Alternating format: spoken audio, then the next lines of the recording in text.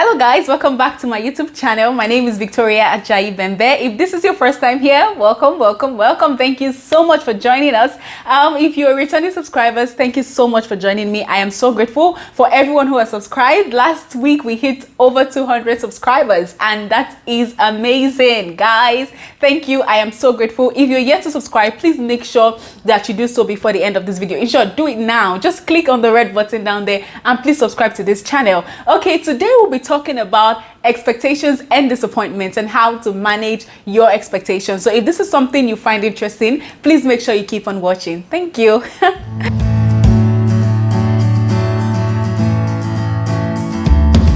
Welcome back, guys. So today we are talking about expectations. Now, as some of us probably already know, expectation is a part of life. Expectation is the way we live our life. Expectation simply means having a belief or a strong belief that something is going to happen. So for a Christian, expectation is almost the same thing as having faith. So every time we wake up in the morning, we are waking up with expectation. We sleep with expectation. Expectation is the reason we pursue our dreams. Expectation is the reason we start a business. It is the reason we start a relationship, or we go into a marriage, or we give birth. Expectation is why you wake up in the morning and you step out of your house and go to your job. Expectation is the same thing as setting goals for yourself, things that you want to do or things that you want to achieve. When you go for a job interview, you have an expectation. When you even apply for a job, you have an expectation in your head. We also have expectations from people and the people in our life. For instance, when you go into a marriage or you decide to go into a relationship with a person, you have an expectation that this is the kind of person I'm getting married to. This is the kind of way, or this is the kind of life I have planned for myself. That is the way we live life. The day you stop having expectation is the day you start dying,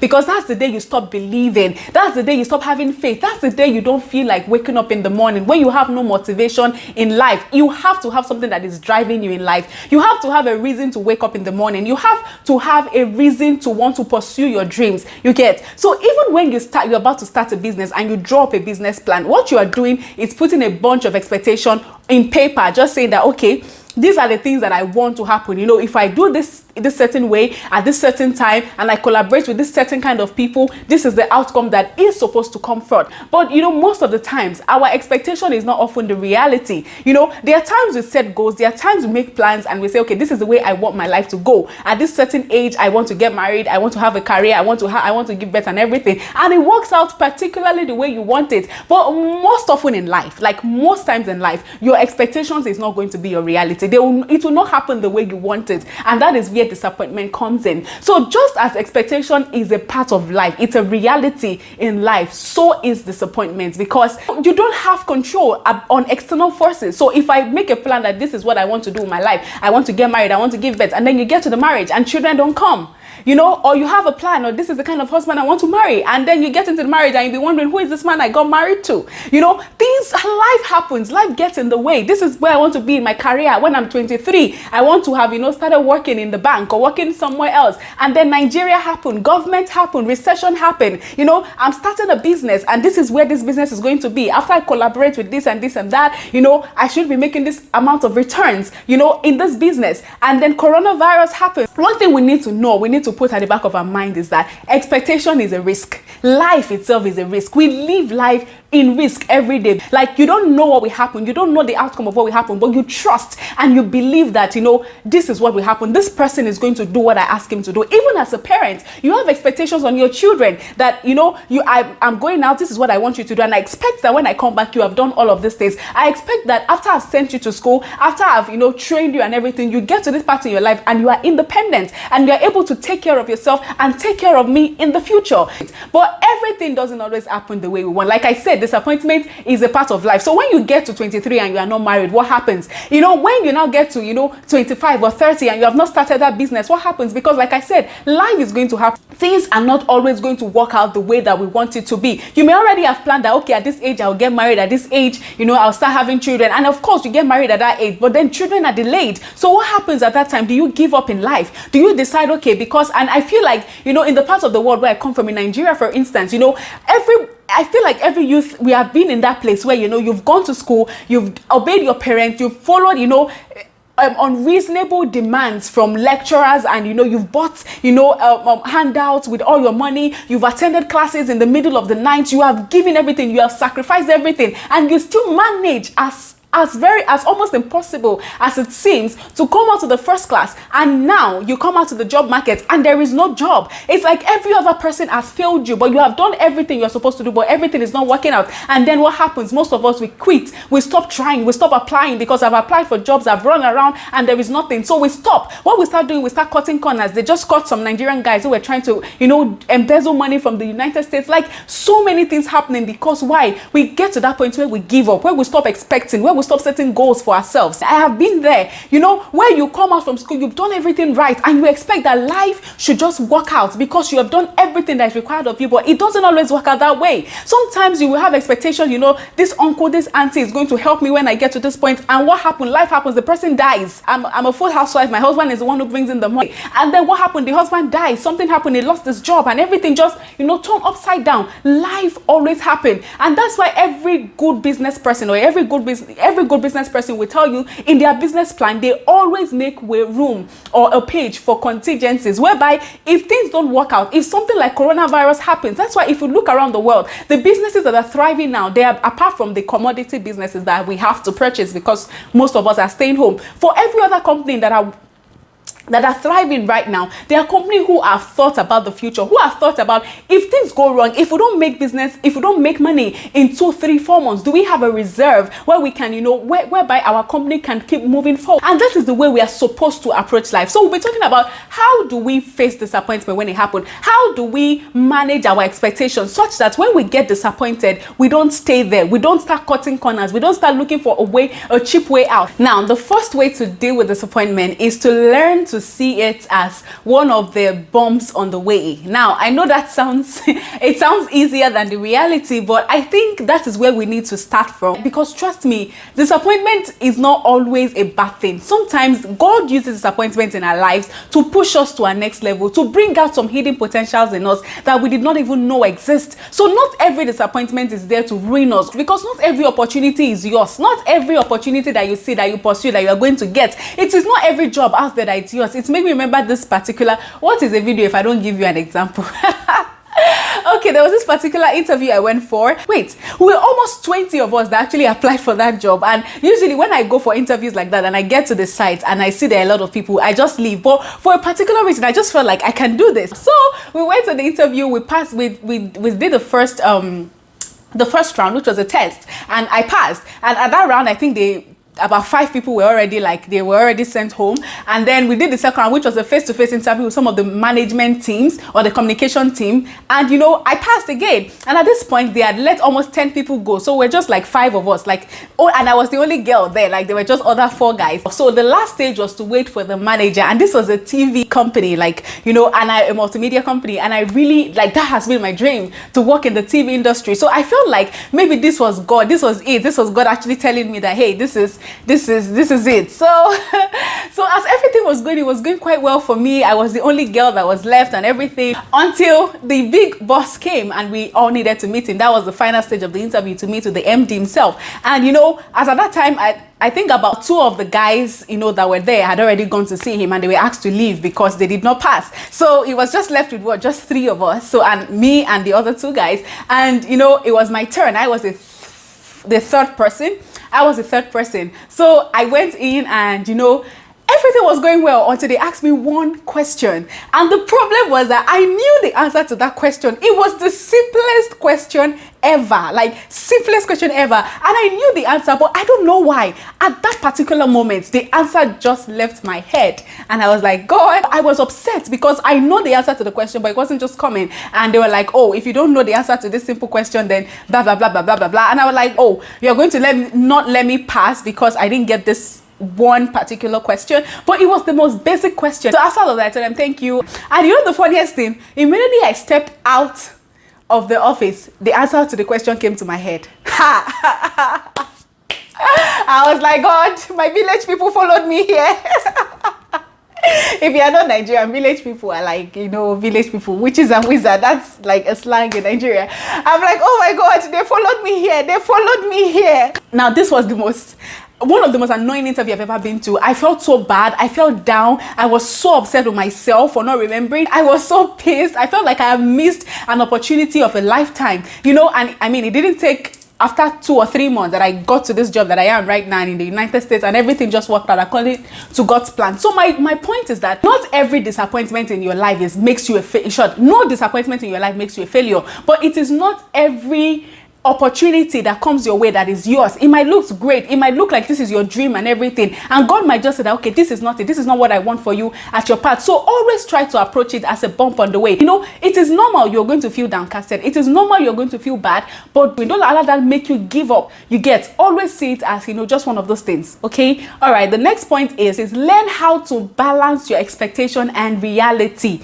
Some of us, the reason why we get disappointed is because we have this idea we allow our imagination and illusion of what reality should be to cloud our judgment or to cloud our expectation. So we go into a job or oh my God, it made me remember when I was coming to the United States. Oh God, I had so many imagination of how everything was going to go perfectly. I'm going to the States. This is the place that dreams come true, America.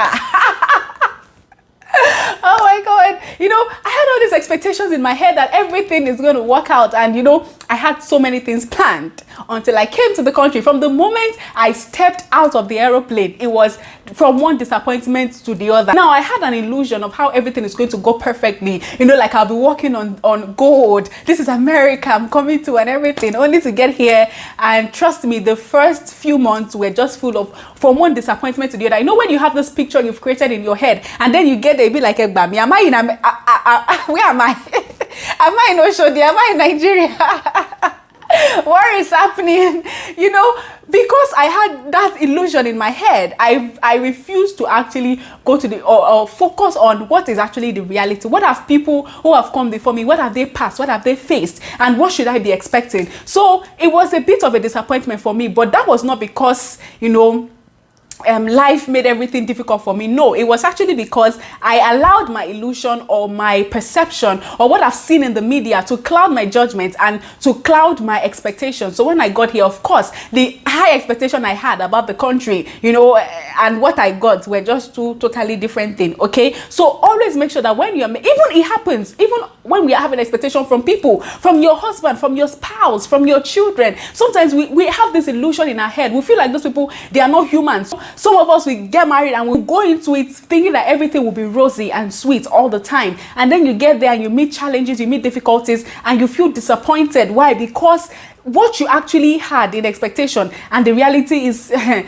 totally different. Like some people are obsessed with children. Oh my God, when we see children, on social media, you start shouting, oh, my womb, oh, she's so cute, she's so this, she's so that. But those children, they are not as cute as they are when they are waking their parents up in the middle of the night, when they are sick and crying all day and unable to eat and all of those things. Every fairy tale we have in our head always have a downside, and we should always let our expectations be proportionate to what the reality actually is. Okay, that doesn't mean that we don't challenge ourselves or don't challenge our imagination and stuff like that. We should do that, but in as much as we are trying to do that, we should also have it at the back of our mind that every good thing always has a bad side. Okay.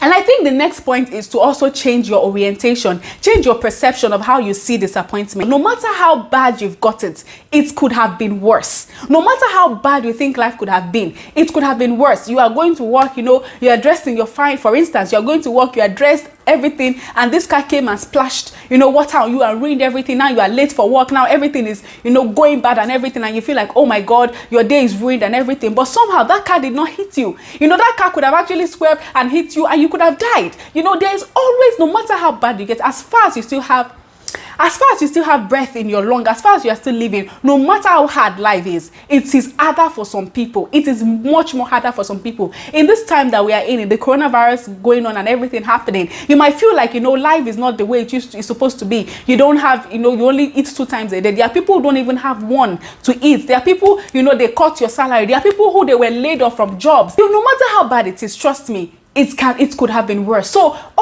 don't always see the don't cap like a Ghanaian would say. Don't always see the cup half empty. Always try to see it as half full. Okay, so change your perception. The next point I'm going to give is, don't make the situation bigger than it is. Now, we as humans, we have the tendency of making good things look smaller, like, you don't want to seem proud, it's really nothing, and all of those things. We try to be sweet and nice and all of those things. But if only we had the same mindset when bad things happen to us. But instead, when bad things happen to us, we make it big, we project it, we make it seem like, oh God, I cannot believe this just happened. We give too much importance to the bad things that happens to us. Okay, so try as much as possible not to make the situation bigger than it is. We have the tendency of always trying to make the bad things look worse. Like we project our weakness, we project our failures, and we make it feel like, oh, the end of the world because we were rejected for one job. And you have this tendency of feeling like, oh, I'm a failure. Because you made one simple mistake, you see yourself as a failure. You see yourself as someone that will never accomplish anything better or anything good in life. You get, because we have a tendency of projecting our failures. So try as much as possible not to make the situation bigger than it is. Okay, and the next thing is, try to let it go as quick as possible, because the longer you dwell on it, the longer it takes roots in your heart, and the more it starts to produce fruit, and you don't want it. The more you keep watering and nurturing that negative thoughts in your head, the more you keep calling yourself a failure, the more you keep calling yourself a disappointment, and keep saying negative things to yourself, the more you start to believe it. So the longer you call yourself a failure, the more you start to believe that you are actually a failure. I hope you understand what I'm saying. So try to forgive yourself and let it go as quickly as possible. It also has to do with humans. Sometimes we put expectations on human beings, on our husbands, on our spouse and everything, and then they end up not meeting our expectation, and because of that we label them in our head, and we start reacting to their actions, which is like against what we thought that they should be doing. So because the person or your husband or your spouse or your child is not helping you out, or not giving you, or not doing what you expect them to do, because of the illusion that you have in your head, you start to label them. And you see, that is fact, especially when you're dealing with human. The Bible says that the arm of flesh will fail. It is not because the arm of flesh wants to fail. It is just a fact. Man, see, things will happen. Things happen in people's lives. When people make promises to you and they don't fulfill it, don't label them because of that. Sometimes you don't know what they are passing through in their lives. So try as much as possible to give them benefit of doubt, okay? And don't hang on to it for too long. Try as much as possible to forgive and to let go, because the more you label that person in your head, and you focus on the wrong thing that person has done to you, the more it starts to take root in your heart, such that no matter how good that person does, or no matter the good the person does, or how much the person tries to impress you or to make it up to you, all you will see in your head is that image you have had of that person. I hope you understand what I'm saying. So it goes in. It has to do with our relationship. Also, that has to do with ourselves. So try to forgive yourself quickly, and quickly let it go. Don't dwell on it. Don't let it sit in your heart. Don't meditate on it, because the more you do, the more you are giving the devil something to hold on to and to use to control your life. And then you start labeling yourself, and you start believing in your mind that you are actually a failure, that you are actually you're actually not going to attain anything good, that you're actually cursed or stuff like that. So the more you dwell on your disappointment or your failures, the more you start seeing your life in that lens, or through that lens. Okay, so don't dwell on it. Try to move quickly from it, and try to forgive yourself as soon as possible. And also try to forgive people. Okay, the next point is, look for the lessons. Look for the lessons you have learned from this disappointment. Look for what is the thing that God is trying to teach me, in this particular situation. Sometimes you will not get it, at the moment that everything is happening. Sometimes it takes time. Sometimes it's when you are looking at it in retrospect, you will understand. But always look for, okay, so what have I learned in this job or in this interview that I was not picked? What was the thing that I thought would make me or made me not get this particular opportunity? If you need to ask for feedback, ask for it. And when you get it, work on those things. If you need to take courses to understand, or you need a coach, or you need somebody, make sure that you do those things to be able to help you. So make sure that you learn from your experience, and you also go back to work. You go back to the drawing board. You go back to your vision board or to your goal, and you try to re-strategize. So if your goal from your young age is to be a footballer or stuff like that, or you're not getting opportunities in that particular area, maybe you want to look at what are the other areas that people are saying or people are saying that is your strength. Go back to the drawing board and try to reorganize and try to rearrange your goals, your vision, and